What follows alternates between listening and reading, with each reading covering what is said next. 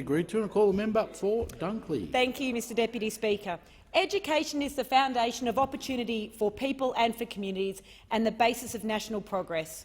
People in my community want to be active citizens, confident, capable, creative learners that can shape their personal future, our community's future and our country's future.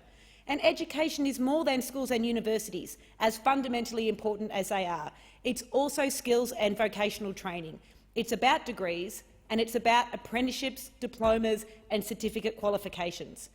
Recently, I attended a joyous, it's the only word to describe it, a joyous Chisholm TAFE graduation in Frankston. What I saw was pride and ambition and hope for the future.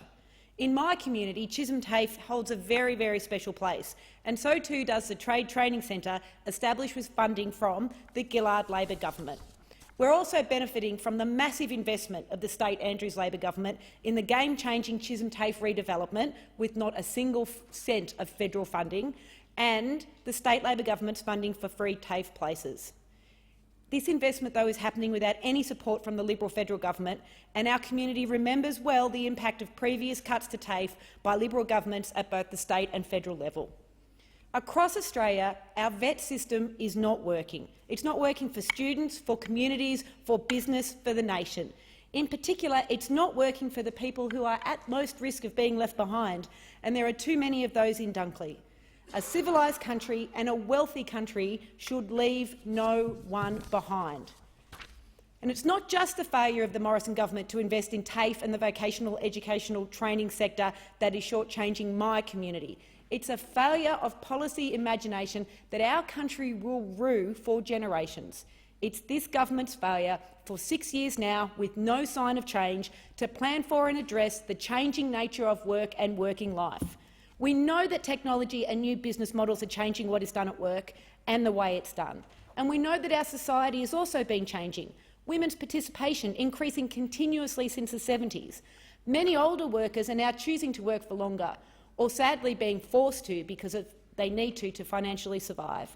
And young people are finding themselves with fewer employment options because of the loss of manufacturing industries, automation replacing entry-level jobs, and the crisis in our skills and vocational training system. Funding cuts and flawed ideology have had deep ramifications, and this is compounded by the total refusal of this Liberal government to recognise that we have a problem, let alone to develop a plan for the future of work. Across the world, governments have concentrated their focus on setting up future of work commissions, on implementing industry, workplace relations and social security policies designed to deliver a future of inclusive economic growth, a future which is less unequal, not more. In Australia, a wide range of groups, including the ACTU, Monash University, the CSIRO and even the Business Council of Australia, have contributed to the debate about the future of work. Last parliamentary term, Labor set up the Senate inquiry into the future of work and workers. But what is this Liberal government doing about this fundamental policy challenge? Nothing.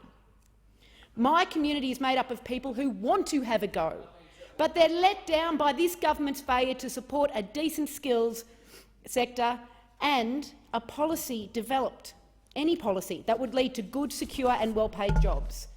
It's felt deeply by young people trying to enter the workforce, and it also negatively impacts on older workers. Our skills policies in Australia are not set up for a world in which people will have to retrain multiple times over their life, where they will have to become continuous learners. The BCA has been a constructive contributor to this debate, pleasant change, developing good ideas such as lifelong learning entitlements. But if the BCA want to participate in this debate, they also need to talk about investment themselves in training for workers. This Liberal government has to stand up and invest in skills and training, and so does our business community. Investing in skills generates shared benefits. A skilled workforce benefits people and families, businesses are more productive, innovative and profitable, and it makes our economy and society stronger. As it generates shared benefits, it's a shared responsibility. It needs shared contributions from business and from government. The failure to prepare for the future of work is a failure of national policy imagination. We are a great country. We have capable, confident and creative people driving economic and social transformation, and we need a government that will back them in. We don't need free market ideology, cuts to TAFE and avoid where skills and future of work policy is supposed to be. The time for rhetoric is over. The time to invest in our future Order. is now. I thank the member for Dunkley.